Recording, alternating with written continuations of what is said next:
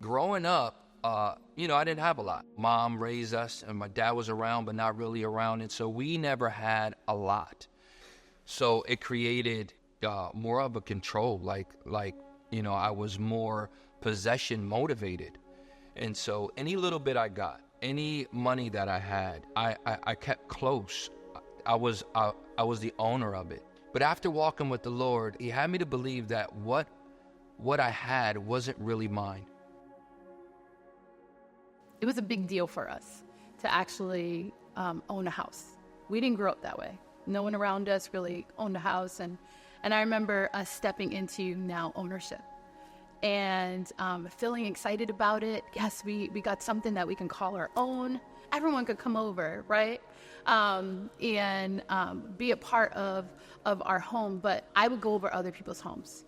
And I'm like, well, their homes are better. They could invite people over because it's nicer. So I started to think what I had was not good enough.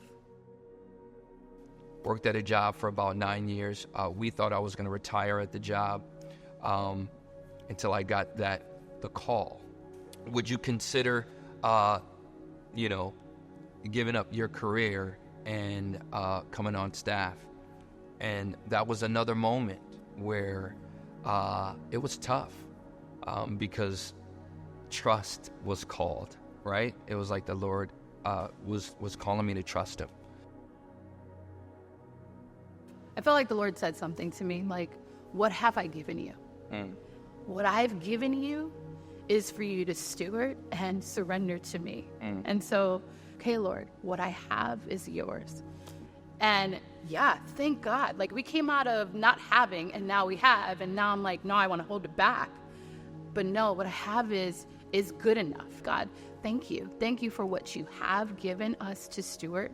Yeah. Recognizing that what I have, even though it's not what others have, but what I have is good enough when it's really placed in the hands of the Lord and used in a way that honors him. Surrendering, a comfortable spot or a comfortable job, to trust in the Lord was just, it was awesome. I had 3 things that I asked the Lord to do before I actually was going to take the job. Taking a pay cut, that was tough. We needed a car. And then because I would work at this job, I would finish my work a little early so I have more time to spend with the boys. And so those were those 3 things. Within a week and a half, not even kidding, someone who used to play drums went and left Connecticut and left their car at the office and said, hey, I don't know who needs this. The financial part of it was swapped around so that we didn't lose anything. And then last but not least, because of the Sunday, I still had a day during the week that I could spend with my sons. And so that was awesome. The question that keeps coming to mind is the Lord asking, what have you done with what I've given you? And I'm like, I want to be able to say, like Jesus said, everything you asked me to do, I have done. I want to be able to live like that. Like, God, what you place in my hands, my kids, my time, my resources, my life, my dreams, everything has been surrendered to you for your glory. And I've done all that I can to honor you.